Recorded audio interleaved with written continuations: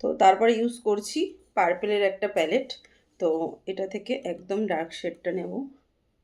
এটা কিন্তু আমি হাত দিয়েই ব্লেন্ড করব, তবে হাত দিয়ে ব্লেন্ড করলে বেশি ভালো হয়, কারণ না হলে একটুখানি প্রোডাক্ট তো ব্লেন্ডারে একদম অ্যাবজর্ব হয়ে যাবে।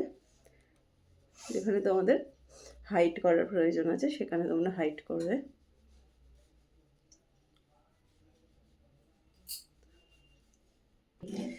তো তারপরেই দেখো আমি তোমরা কনসিলার দিয়ে করতে পারো। তো আমি এখানে রিকর্ডের যে ম্যাট ফাউন্ডেশনটা সেটা আমি ইউজ করছি, সামারের জন্য একদম বেস্ট ফাউন্ডেশন।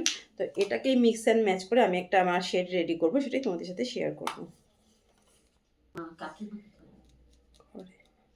এরপরেই দেখো আমি আমার একটা শেড রেডি করে নিয়েছি। শেডটা একদম কিন্তু আমার স্কিনের সাথে পারফেক্ট।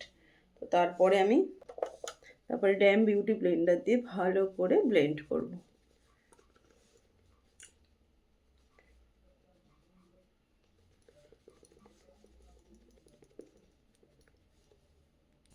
তারপর ইউজ করছি একটা কনসিলার, যেটা হচ্ছে খুব লাইট শেড। কনসিল করার এরিয়াগুলো ঠিক এই পয়েন্টগুলো।